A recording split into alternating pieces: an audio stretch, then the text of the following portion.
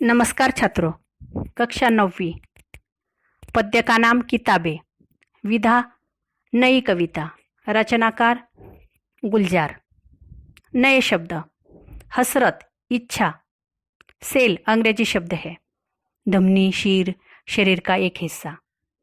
उधड़े उधड़े उद्ध्वस्त होना बर्बाद होना। लफ्ज शब्द। सूखे टूंट पेड़ का कटा हुआ हिस्सा। मराठी में उसे खोड़ कहते हैं। मानी यानी शब्द पत्ते। सिसकी एक आनंद की लहर।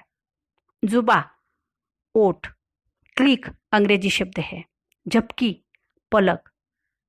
तह ब तह पुरानी यादों बीते हुए कल की बातें।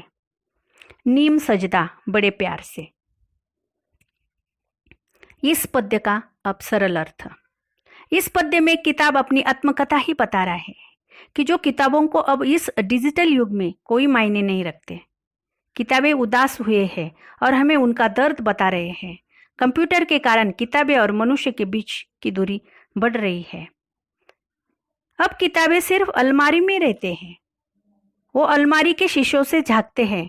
बड़ी अपेक्षा लेकर वो देखते हैं कि कोई मुझे पढ़ेगा।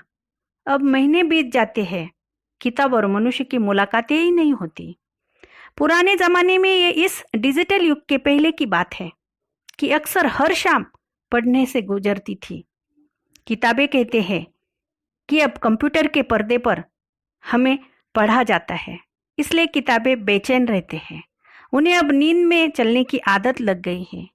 किताबें सुनाते हैं कि तब मेरी सब कदर करते थे, अब कहाँ गए वो कदर। किताब का और आदमी का एक अनोखा रिश्ता हुआ करता था, अब सारे उधड़े उधड़े नजर आने लगे हैं।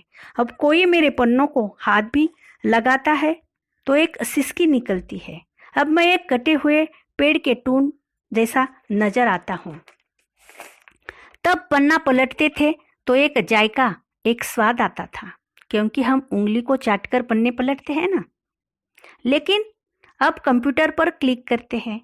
अब किताबों के साथ का संपर्क टूट चुका है।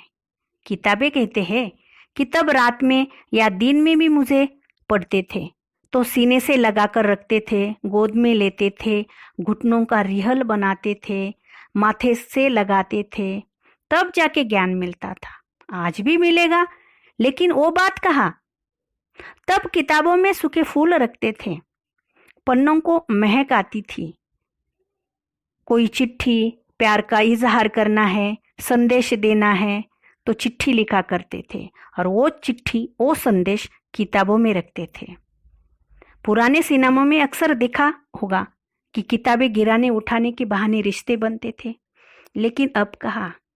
आज किताबें ही नहीं रहे और वो गिराने उठाने का सवाल ही नहीं उठता और रिश्ते ही नहीं बनते, इसलिए किताबें बहुत उदास रहते हैं। धन्यवाद। अब इस किताब से हम ये सीख मिलेंगी कि आज से हम किताब पढ़ना शुरू कर देंगे और किताबों की ये उदासी हम दूर कर देंगे। धन्यवाद।